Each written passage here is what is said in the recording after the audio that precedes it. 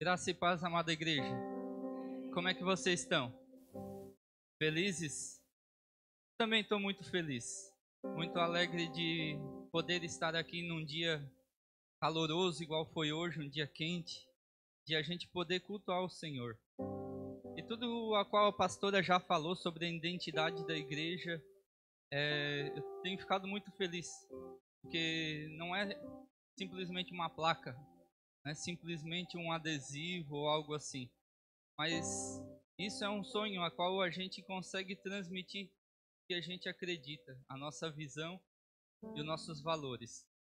E quem está estudando o estudo bíblico a qual foi lançado, quem está comprometido com isso vai ser fundamental para esse ano você ter mais intimidade com Deus, você ter mais a proximidade com Ele e saber tudo aquilo a qual Ele quer falar com você, tudo a qual Ele tem para a sua vida. E é fundamental. Ninguém consegue ter um relacionamento e se aprofundar em Deus sem oração e sem leitura. E a leitura da palavra, eu confesso para você, vai fazer muita diferença em quando você vir para cá no domingo e ouvir da palavra a qual está sendo ministrada aqui. Vai fazer muito mais sentido. Talvez alguma dúvida a qual você tem enquanto você lê, vai ser sanada aqui no domingo, né? E quanto ao visual da igreja, nós temos o nosso lema ou o slogan, né, que há um lugar à mesa do Pai. Assim como eu falei domingo passado, aqui nessa casa tem um lugar na mesa para se sentar e tem um lugar também para servir. E esse é o processo, né? A gente primeiro senta na mesa do Pai, recebe dele, e quando a gente já está de barriguinha cheia, a gente começa a servir. E você é convidado a, quando estar de barriguinha cheia, começar a servir nessa casa. Porque muitas pessoas precisam conhecer essa mesa, precisam acessar esse lugar. E é sobre isso o qual eu quero falar nessa noite. Eu prometo ser breve, só vou levar umas 3 horas, assim. Não, quem me conhece sabe que eu falo pouco. E a direção que eu tenho é falar sobre esse slogan dessa noite, de que há um lugar na mesa do Pai. Você sabia que Deus é um Deus de festa? É um Deus de celebração? Você tem ciência disso? Ou você pensa que Deus é um tirano a qual só ordena e você tem que obedecer, parando de fazer isso, fazer aquilo e aquilo outro para ter acesso à mesa dele? E você sabe qual a forma a qual você tem que se portar para poder se assentar à mesa do Pai? Você tem ciência de qual o jeito correto de se assentar à mesa do Pai e permanecer na mesa dele? Eu gostaria de ler com você, ali em Mateus, no capítulo 22, no verso 1 em diante. Vai falar muito sobre isso. Vai falar que Deus é um Deus de celebração. Que o nosso Deus é um Deus a qual é um Deus que celebra e ama fazer festa. Só para você entender um pouco da nossa leitura de hoje, enquanto a leitura estiver falando de pai e falando de rei, né? De rei e de dono, que eu vou ler Mateus e depois eu vou em Lucas, que é a mesma passagem, fala da mesma coisa, porém de uma visão diferente conforme o escritor. Quando fala de rei ou dono da casa, a palavra se refere a Deus. E quando fala de filho, se refere a Jesus Cristo. E quando fala de servo, ela se refere a todo ministro do Evangelho, aquele a qual prega o Evangelho. E somos eu e somos você. Amém? E ali na passagem de Mateus vai falar sobre trevas. Trevas se refere ao inferno mesmo, tá? Então vamos lá. A partir do verso 1 de Mateus capítulo 22. Jesus continuou a pregar-lhes por meio de parábolas, dizendo: o reino dos céus é semelhante a um rei que mandou realizar um banquete nupcial para o seu filho. E por isso enviou seus servos a conclamar os convidados para as bodas do filho. Mas estes rejeitaram o chamamento. Uma vez mais mandou outros servos, com esta ordem: dizei aos que foram convidados que lhes preparei um banquete. Os bois e os novilhos gordos foram abatidos, e tudo está preparado. Vinde todos os convidados para as bodas do meu filho. Mas os convidados nem deram atenção ao chamamento dos servos, e se afastaram, uns para os seus campos, outros para os seus negócios. E outros ainda, atacando os servos, maltrataram-nos e os assassinaram. O rei indignou-se sobremaneira e, enviando seus exércitos, aniquilou aqueles criminosos e incendiou as cidades. Então disse o rei aos seus servos: o banquete do casamento está pronto, contudo os meus convidados não eram dignos. Ide, pois, às esquinas das ruas e convidai para as bodas todas as pessoas que encontrardes. E assim os servos saíram pelas estradas e reuniram todos quantos puderam encontrar, gente boa e pessoas más. E a sala do banquete das bodas ficou repleta de convidados. Entretanto, quando o rei entrou para saudar-lhes os convidados que estavam à mesa, percebeu que um homem não estava trajado com vestes nupciais. E indagou-lhe: amigo, como adentraste esse recinto sem as suas vestes próprias para as bodas? Mas o homem não teve resposta. Então ordenou o rei aos seus servos: amarrai os pés e as mãos e lançai para fora as trevas. Ali haverá grande lamento e ranger de dentes, porquanto muitos são chamados, mas poucos os escolhidos. Só até aí por enquanto. Então, aqui nessa passagem, ela fala justamente do id do Senhor, o id para os servos, e aparece com frequência, ele enviando os seus servos para chamar as pessoas. E nessa passagem, ela é inicialmente voltada ao povo de Israel, ao povo ao qual Deus fez uma aliança, ao povo hebreu. Eles foram os primeiros convidados, a qual rejeitaram o convite. O convite de estar à mesa era para o povo de Israel, e eles rejeitaram. E o Senhor, como ele já tinha a festa toda preparada e prontinha aqui, para o banquete do filho, da boda, do casamento do seu filho, ele mandou os discípulos ir novamente. E agora buscando todos aqueles que querem entrar.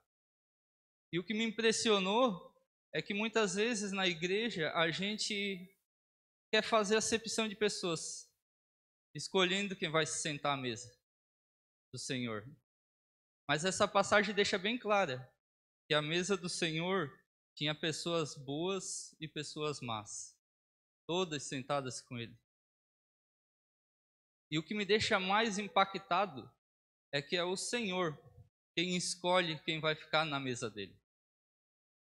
Ali no verso 11, vai dizer assim: entretanto, quando o rei entrou para saudar os convidados que estavam à mesa, percebeu que um homem não estava trajado com as vestes nupciais.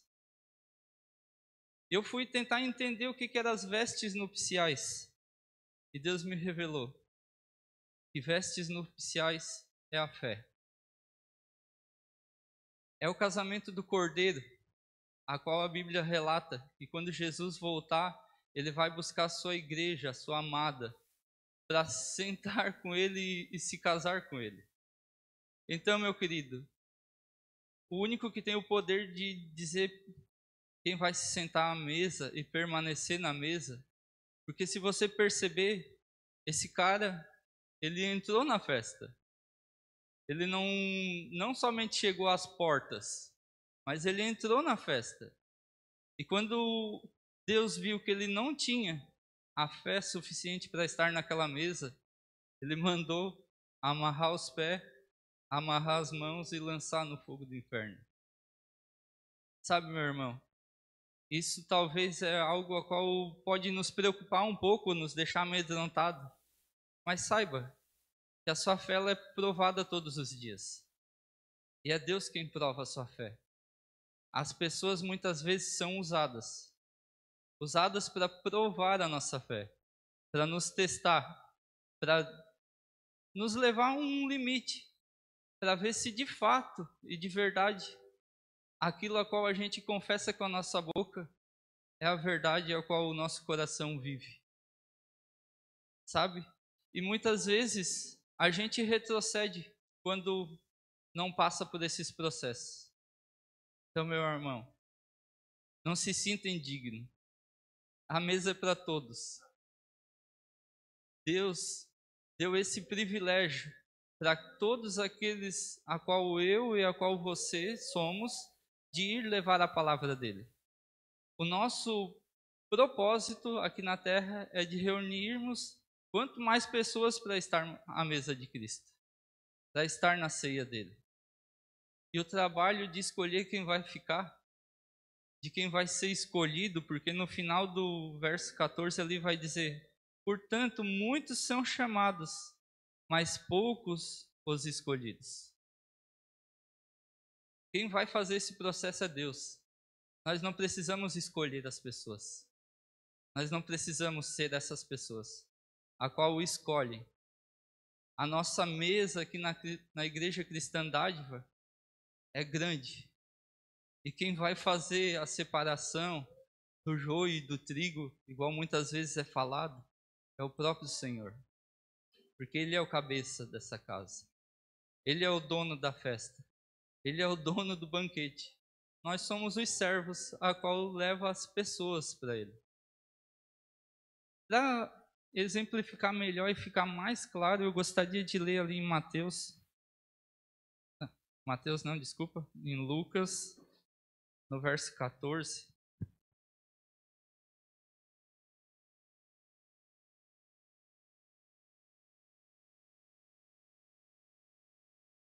Lucas, capítulo 14, no verso 15. A passagem é a mesma, mas ela vai falar de uma forma diferente. E talvez agora você consiga entender um pouco melhor.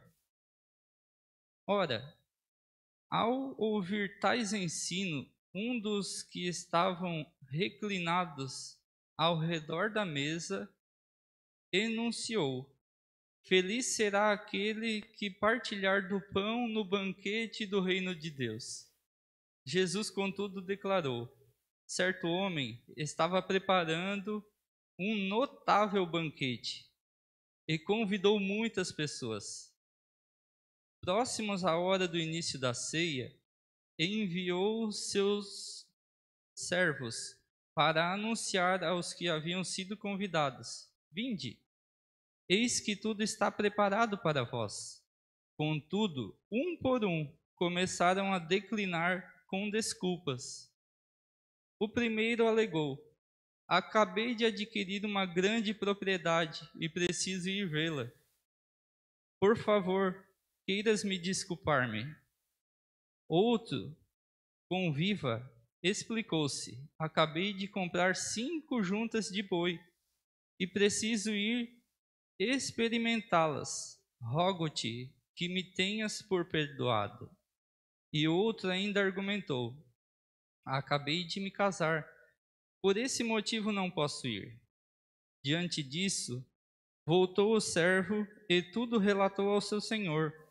Então o dono da casa irou-se sobremaneira e ordenou ao seu servo: Sai agora mesmo para as ruas e becos das cidades, e traze para aqui os pobres, os aleijados, os cegos e os coxos.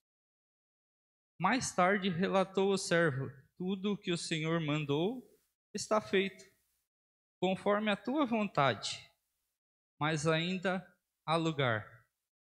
Então ordenou o Senhor ao seu servo: Ide por vários caminhos e atalhos, e os que encontrar, obriga-os a entrar, para que a minha casa fique repleta. Porquanto vos asseguro que nenhum daqueles que previamente foram convidados provará da minha ceia. Só até aí. Nessa passagem, você vê que Deus, Ele não quer que a festa dele seja uma festa qualquer. Ele quer que a casa dele esteja cheia. E você vê o privilégio aqui dos servos de ir buscar as pessoas, os coxos, os aleijados, todos aqueles a qual são necessitados. E para restaurar sua dignidade precisa estar sentado à mesa. Você está entendendo qual é a nossa missão como igreja, como pastores, como ministros? E você no seu dia a dia, meu irmão? O ID é para todos. O ID não está descrito lá somente o pastor vai ir, somente o profeta vai ir. Não, é para todos. É para mim e para você. Então, meu irmão, não fique com medo. Não fique com medo de pregar o evangelho. Não fique com medo de trazer uma pessoa a qual muitas vezes a gente ouve falar. E as pessoas, elas só dizem para a gente assim: Pastor, eu vou ir na igreja quando eu parar de beber, quando eu parar de fumar, quando eu parar de fazer isso ou aquilo. Daí eu vou me batizar, daí eu vou aceitar Jesus. Meu irmão, você viu que é para todos? Todos, todos. A mesa do Senhor é para todos. Nosso papel é só pregar e trazer eles. E a palavra aqui, eu fiquei até perplexo quando o Senhor se irou e disse: Não, ainda tem lugar na mesa, então vai e leva forçado lá. Bota sentado lá, leva a força mesmo, bota sentado à mesa, porque tem um lugar para ele. Meu irmão, a gente sabe que, assim como cantamos aqui, a música do carpinteiro, ele está à porta. E quem abre somos eu e somos você. Quem vai abrir a porta para o carpinteiro entrar somos eu e somos você. E assim a gente tem que entender que o evangelho nós vamos pregar. E as pessoas que vão determinar se elas vão abrir a porta ou não para o oleiro entrar. Nós temos que ter paciência, Senhor, meus irmãos, porque o Senhor ele não falha em tempo algum. Talvez a nossa prece e o nosso anseio, nós queremos dizer: oh, fulano é digno de estar à mesa, porque ele faz isso, ele faz aquilo, ele serve, ele é uma pessoa de caráter perante a sociedade. Não, meu irmão. Quem faz digno de estar sentado ali é o Senhor. E a dignidade, ela não está linkada ao que você faz ou deixa de fazer. Nós vimos isso aqui. Quando o Senhor lança fora a pessoa indigna, ele lançou aquele que não tinha fé. Assim como muitos do próprio povo dele, a qual ele tem uma aliança. Ele tem lançado fora da presença dele. Porque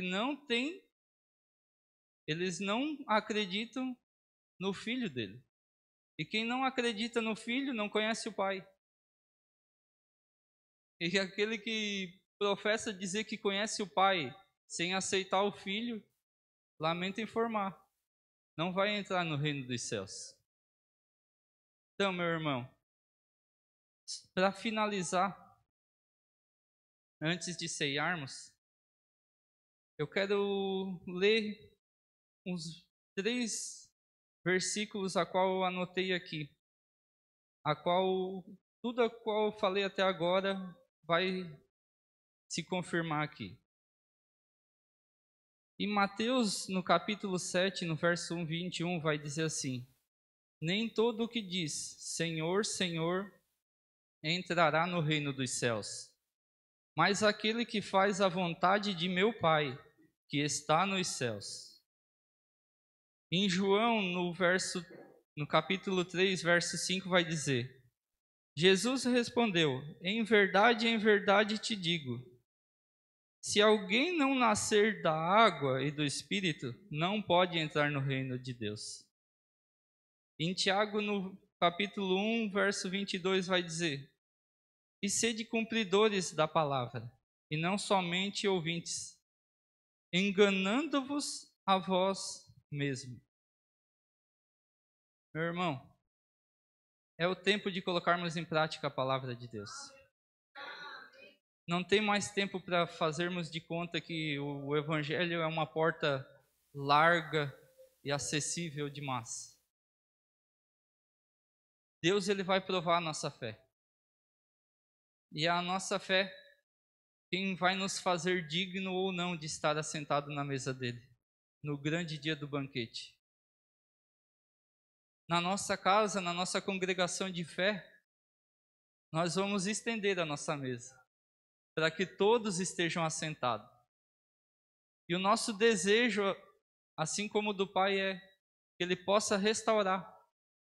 Todo aquele que roubava, deixa de roubar. Todo aquele que matava, deixa de matar. E essa dignidade, ela é restaurada por fé. E pelo meu amor e o seu amor. As pessoas, elas não conseguem compreender as palavras. Elas conseguem compreender as ações.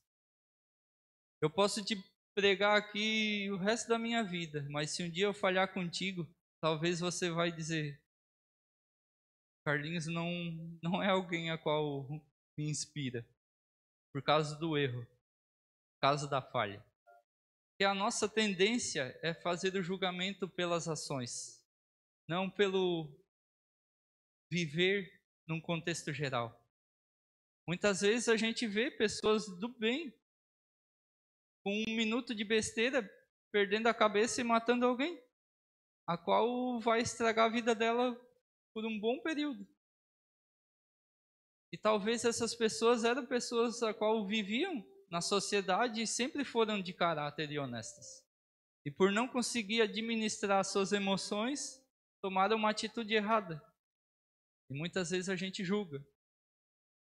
Meu irmão, o dono do julgamento é Deus. Aqueles que não estão em Cristo Jesus já estão condenados, já se sentem condenados. Nós não precisamos condená-los. Nosso dever é amar.